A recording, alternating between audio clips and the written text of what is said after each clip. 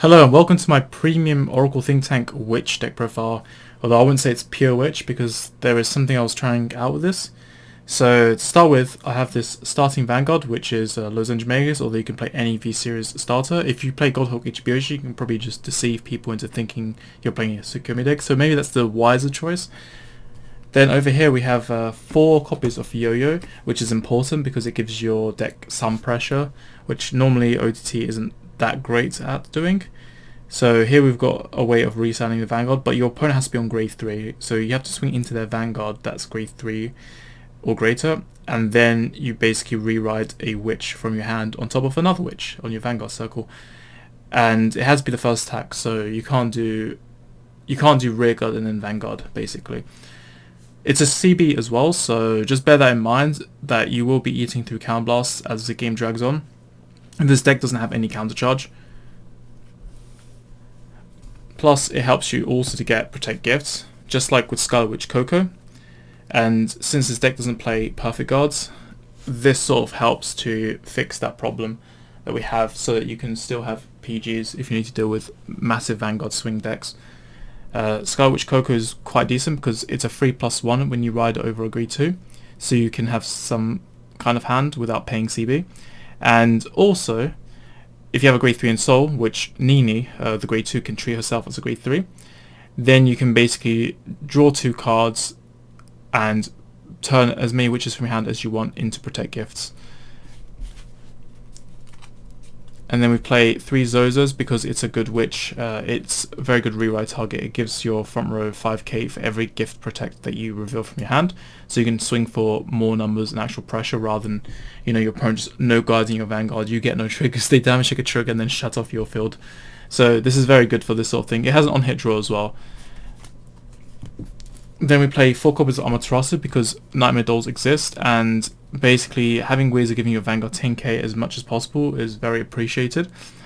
It also can do it on attack and stack top 3 of your deck, so that you can then set for your damage triggers, or you can set up copies of herself or Ichikishima, because when they're revealed from the top of the deck, you can basically, or not top of the deck but anywhere, as long as they're revealed from the deck, then you can basically bind the top card of your deck and give 10k to your Vanguard. So if you set up an order where you have some card and then that you want to draw into, and then one of these 2 cards, then what you can do is you can use Balster Bavros to draw the card, and then you reveal the next card in, which you know is Amaterasu or Ichikishima, and then you already guarantee your 10k power.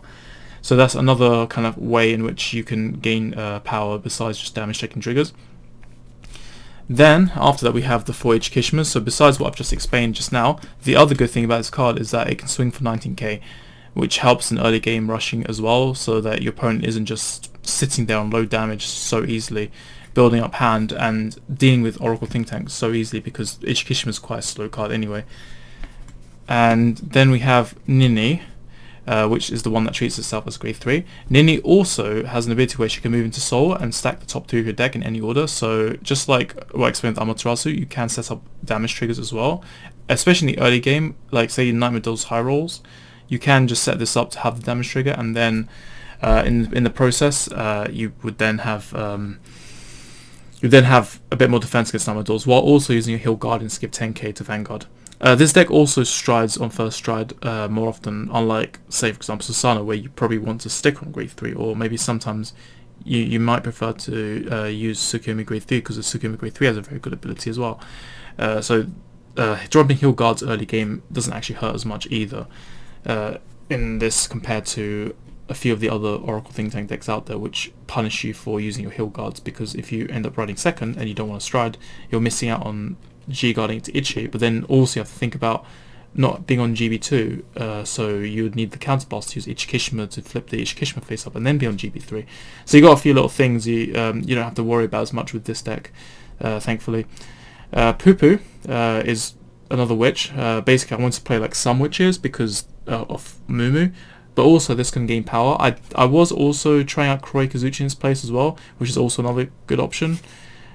Pupu just basically does the same thing as Zozo, except it includes all Sentinels, so it's not just Protect Gift, it can include your crit Sentinels, for example.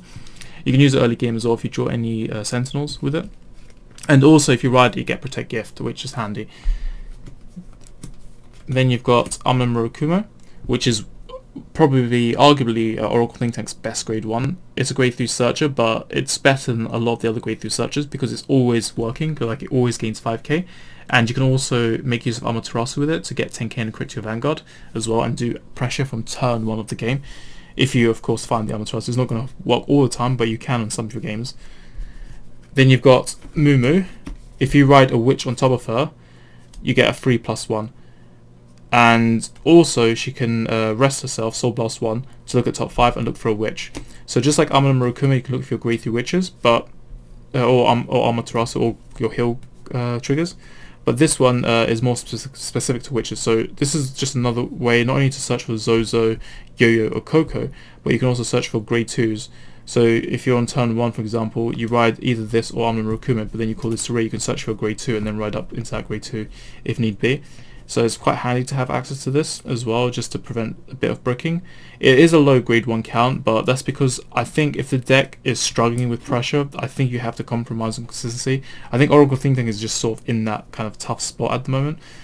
If Ichikishima didn't get banned, I think you could get away with playing a more consistent grade lineup in pretty much any Oracle Think Tank deck. But they have to rely on like all these gimmicky grade 3 cards because of the current situation, and Momo is just too risky because you're discarding cards to use that. Then you've got Divine and Muto. So Divine and Muto is another grade 1. It can prevent you from deck out because it puts 1 card on top, but it is a Sea Blast, so it's not going to come up as often, even if you're running 1 copy as well, because that in itself also makes it more occasional. Although you are decking yourself out quite a lot, so it does appear a bit more often than it may in, like, if it was a different clan, for example. But the 15k power gain is very handy. You can stack Amaterasu on top and then just reveal it with Ichikishima or Murukuma or something, and then just give like 10k and crit to Vanguard. That's one thing you can do with it as well. Also, you can put like Zozo, for example, on top of your deck, or Witch grade 3, because in this deck you're burning through your grade 3s anyway as the game drags on. So you can use this to recycle your grade 3s, and what you do is you drive check into it, and then as long as you have Yo on your front row, then you can just ride your newly drive checked Zozo. So it's also good for drive checks. It's kind of similar to how Raging Form players would try to get around when they don't have the rewrite target. They'll just rely on their drive check to go into things. Then we have 4 Heal Guardians because it's a grade 3 as well, and it's handy. Then you've got the 4 Sentinel crit. It's very nice to actually have access to 30k shields because it means you can just drop 1 card to guard a lot of attacks rather than dropping 2. Obviously, if the attack is very, very strong, you can't really rely on just this card anymore. But there are a lot of decks out there that do swing with weaker Vanguards, and this is a very efficient way of guarding. So it's very good in terms of maintaining your hand size. This is one of the advantages of Oracle Witches. Then you've got 4 Psychic Buds, because you want to have something to mulligan draw, basically, so you don't just have a garbage hand when you draw triggers every time. You can at least recover a bit. Oracle Think Tank really urgently needs to be able to do that because they are a slow deck, so if you're not rushing the early game, then you're missing out badly in a way. So it's very nice to have some of that early game rush by being able to use the crit trigger to replace itself and get an actual unit, so that you can start putting pressure from the early game. Having an all-round pressure in Oracle Think Tank is one of the ways to try and win with Oracle Think Tank. Then you've got Toto, which is a Stratus crit. We only play 3 copies, even though it is a witch, and it's ideal because we just don't have space. It's just that important to play all these cards. And to be fair, 3 copies versus 4 is not that big of a difference, so it's okay. And then we play 1 Amatanoa because drive checks are good as well and would be very helpful. In this deck, this can help you win games as well in Oracle Think Tank. Like if your opponent doesn't have PG set up or is just unable to guard and you're just drive checking more and more, it helps with that as well. And play 2 Karma Susano Strides because it's free, no Can Blast cost. It used to be like really good in G-Set 5 for a different reason, which is the 2Ks to everywhere, because Silent Tom and Sumiyoshi would make magic numbers of 22k without crit triggers being applied. So back then when guard restrict mattered more with that card, this is the reason why it was designed to be 2Ks. But now it just doesn't scale well because they've kind of just shifted the meaning of power values. So the 2Ks is very outdated. But the other skill, the one that you can use on first stride, which is the on-hit skill, It's okay. It's better than nothing. It used to be better back before, but I think now everyone's trying to outplay Oracle Think Tank by guarding Vanguards more often. Although if your opponent's lacking damage, sometimes you can get a cheeky 3+1 because your opponent might actually need the counterblast. So there is that. But being able to just set up GB2 without any worry, because basically if your opponent doesn't give you counterblast for some reason, then you've always got Ichi having the GB3 already prepared. Because if you're G guarding, you're only putting one G guard into your G zone. Unless you have two heal triggers in hand, then you can do it. But there's always that risk that you only have one heal. So this sort of stride where you flip and go into GB2 is always good to have access to, just in case. Striding is quite important in Oracle Think Tank in terms of just helping to build up the GB meter for this. So it's still appreciated for that function as well. And then we've got 4 copies of Ichikishima because it's important. You draw 2 cards for CB and Soul Blast, and you can build up your GB, of course, but not as important in this deck, to be fair. So, but the Guard Restrict is helpful. Grade 3 heals unfortunately work, so this card is not as good as it used to be. It's a lot weaker now. Then we've got Mimi, which is really good. It can force your opponent to discard 2 or take 1 damage without triggers activating. But sometimes you might even have Witches in your hand because this is a hybrid deck, so you might miss out time to time. But it's good. It's really good to have a pressure first stride that doesn't really hurt your hand as much as say this card, which you can go into if you need to. If you've got an abundance of hands and for sure and you don't have the ability to use Yo-Yo because maybe your opponent plays Link Joker or something.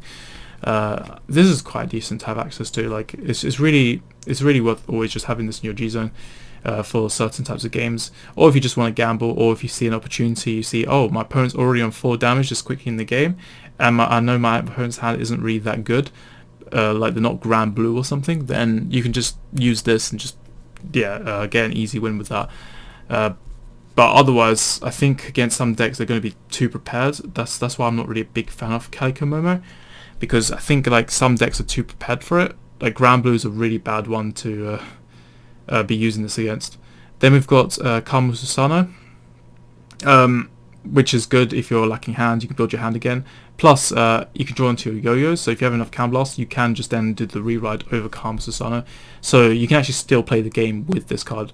I didn't use yo-yo on one of my games that I used this in yesterday, but basically the 5 king crit was helpful. I did like a 2 to pass against Deep Police, but unfortunately I didn't get the second trigger, so I didn't quite make it there. I got Guard crushed, Sentinel crushed by an X-Gallop, restanding with over 200,000 power. 3 battles to the Barbaros, which is really important to this deck, but it is a C blast, so you got to be careful. This deck is CB heavy. Well, what this can do is reveal, you draw a card and then you reveal if it's a grade 1 greater, gains 5k shield, so that includes heal triggers as well that have grade 3, and you can reveal Ichikishima Amaterasu and automatically give your Vanguard 10k power, or you can just find yourself a trigger and just leave on top and then damage trigger. So this gives you the trigger control factor, so you can deal with Nightmare Dolls. So a very important card in this current environment to deal with Nightmare Dolls. Then we've got 2 copies of Amaterasu. It's free basically, so you can't reveal those, so you can't use it with Ichikishima and Gods of the Sun Amaterasu. It also soul charges, although I don't think soul's as important in this deck, in this version of OTT. There are always little variations you can make to the deck to require more soul, but in this particular list I don't think you need soul as much. However, 25k shield is always useful to have access to, and not every deck you really want to be damage triggering, because not everything is multi-attacks and Leslie and Alice loops and whatever. So this is more suited for those kind of games whereby you don't really need the damage triggers, but you want to just blanket a strong attack with it. And then you've got Dismal as well. So this can protect your yo-yos, which is why I play it. Very good for that reason, because yo-yo is a front row rearguard skill, and it is going to stay on the field for the entire game, ideally. You don't really want to keep calling more yo-yos or trying to find more yo-yos, because your grade 3 searches could be better used, or your moo-moos could be better used looking for other cards. So by having the heal trigger just being used up on the Dismal, you can then free up your normal units to be used for other things to help you set up combos for next turn, which is why Dismal is useful. Other than that, that's pretty much it for my Oracle Think Tank deck profile. I hope you enjoyed. Let me know below what you've been doing with your lists, with your witch lists as well. And until then, I'll see you later. Goodbye.